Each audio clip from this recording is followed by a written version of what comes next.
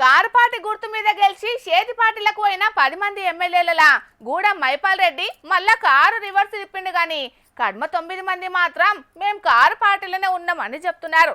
కాకుంటే వాళ్ళ కారు మాత్రం గాంధీ భవన్ దిక్కే పోతున్నది. ఇగియాల station Ghanpur MLA Kadiyam Srihari sir గిట్లా మాట్లాడిండు. జై కాంగ్రెస్. ఇక్కడికి వచ్చిన ప్రతి ఒక్కరూ చెయ్యెత్తి జై కాంగ్రెస్ అనాలి. జై కాంగ్రెస్, జై కాంగ్రెస్.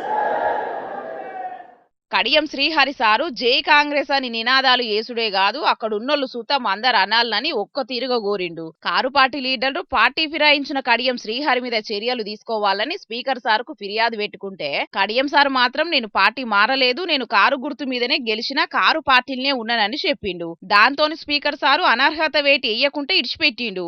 ఆ తర్వాత ఎవరడిగినా బీఆర్ఎస్ పార్టీ బీ ఫామ్ తోనే గెలిచినానని, అభివృద్ధి కోసం కాంగ్రెస్ ప్రభుత్వంతోనే కలిసి పనిచేస్తున్నానని చెప్పుకొచ్చిండు. ఇప్పుడు మళ్ళేం ఫిర్యాదులు లేవు కాబట్టి బహిరంగంగానే జై కాంగ్రెస్ అని నినాదాలు ఎత్తున్నాడు. ఇవాళ జనగామ జిల్లా స్టేషన్ గన్పూర్ నియోజకవర్గంలో కొత్తగా కట్టబోయే సబ్ స్టేషన్లకు శంకుబండేసే కార్యంతో నట్టుగా కొత్తగా కట్టిన సబ్ స్టేషన్లకు చిన్న సీఎం బట్టిసారు, ఎంపీ, ఎమ్మెల్యేలు కలిసి ప్రారంభోత్సవాలు చేసిండ్రు. అటెంక పెట్టిన సభలో ఇట్లా మాట్లాడుకొచ్చిండు కడియం శ్రీహరి సారు. పేరుకే కారు పార్టీలో గెలిచిండు గాని మనసంతా కాంగ్రెస్ పార్టీలోనే ఉండే, గందుకే డైరెక్ట్ జై కాంగ్రెస్ అంటే ఒక్క చిత్తం అనుకొని ఇట్లా జై కాంగ్రెస్ అని నినాదాలు వేసినట్టున్నాడు. మరిగా దీని మీద కారు పార్టీ లీడర్లు ఏం మాట్లాడతారో తెలియదు గాని సోషల్ మీడియాలో మాత్రం బగ్గనే కామెంట్లు చేస్తున్నారు కొందరు. నీతికి నిజాయితీకి మారు పేరని చెప్పుకునే కడియం శ్రీహరి గెలిచింది ఓ పార్టీ అయితే జై కొట్టుకుంటా నినాదాలు ఎత్తున్నది ఇంకో పార్టీకి. గిదేనా నిజాయితీ, గిదేనా నీతి అని గట్టిగానే అరుచుకుంటున్నారు. మరి అటెంక దీని మీద కడియం సారు ఏం మాట్లాడతాడో, ఎట్లా సమర్థించుకుంటాడో చూడాలిగా.